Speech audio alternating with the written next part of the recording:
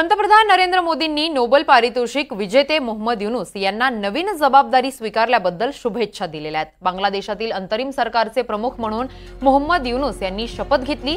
बांगलादेशात लवकरच सामान्य परिस्थिती निर्माण होईल अशी अपेक्षा आहे। हिंदू आणि सर्व अल्पसंख्याक समुदायांची सुरक्षा आणि संरक्षण होऊन शांतता प्रस्थापित होईल। बांगलादेशचा विकास, शांतता आणि सुरक्षा प्रस्थापित करण्यासाठी भारत वचनबद्ध आहे असंही नरेंद्र मोदींनी स्पष्ट केलेलं आहे।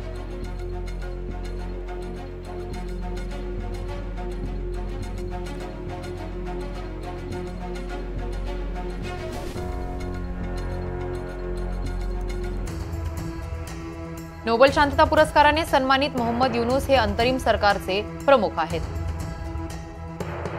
युनूस यांच्या अंतरिम सरकारमध्ये 13 सदस्य आहेत। सरकारमध्ये 2 विद्यार्थी आंदोलक नेतेही आहेत। नाहिद इस्लाम आणि मोहम्मद साजिब अशी त्यांची नावे आहेत। दोन्ही विद्यार्थी नेते हे अवघ्या 20 वर्षांचे आहेत। त्यांच्या आंदोलनाने शेख हसीनांचं सरकार गेलंय। मंत्रिमंडळात महिला हक्क कार्यकर्त्या फरीदा अख्तरही आहेत। 3 सदस्य ढाक्याच्या बाहेर असल्यामुळे शपथ घेऊ शकले नाहीयेत। मोहम्मद युनूस यांच्या मंत्रिमंडळात स्वातंत्र्य सैनिक, लष्कर, निवडणूक आयोग, पर्यावरण तज्ञ यांनाही स्थान देण्यात आलंय।